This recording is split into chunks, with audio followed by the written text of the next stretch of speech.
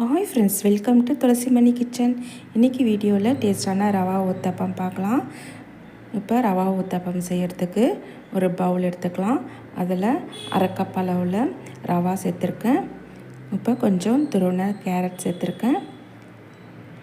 பொடியாக கட் பண்ண வெங்காயம் ஒரு கைப்பிடி அளவுக்கு, கொஞ்சம் தக்காளி, இப்போ பொடியாக கட் பண்ண இஞ்சி, பச்சை மிளகாய், கருவேப்பிலை, கொத்தமல்லி எல்லாம் சேர்த்து நல்லா கலந்துக்கலாம்.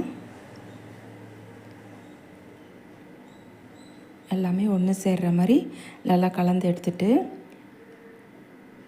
இப்போ நான் மோர் சேர்த்துக்க போகிறேன். கொஞ்சம் கொஞ்சமாக மோர் சேர்த்து நல்லா கலந்து எடுத்துக்கலாம். தண்ணிக்கு பதில் மோர் சேர்த்துட்டா ரொம்ப டேஸ்ட்டாக இருக்கும்.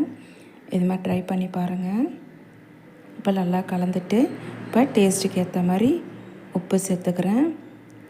உப்பு சேர்த்து நல்லா கலந்துட்டு ஒரு 1/4 மணி நேரத்துக்கு மூடி வச்சுக்கலாம். நல்லா ஊறி வரட்டும்.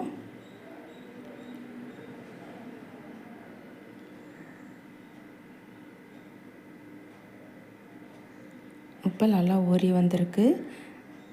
இப்போ நம்ம ஊத்தப்பம் மாதிரி ரெடி பண்ணிக்கலாம். இப்போ தோசை தவா வச்சுட்டு 1.5 கரண்டி அளவுக்கு மாவு சேர்த்துட்டு நல்லா ஈவனாக ஸ்ப்ரெட் பண்ணி விட்டுக்கலாம். இப்போ சுற்றி எண்ணெய் சேர்த்துருக்கேன்.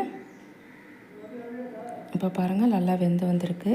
அவ்வளோதான் ஃப்ரெண்ட்ஸ், இப்போ சூப்பரான டேஸ்ட்டில் ரவா ஊத்தப்பம் சூப்பராக ரெடி ஆகிடுச்சு. இதே மாதிரி ட்ரை பண்ணுங்கள். தேங்க்யூ.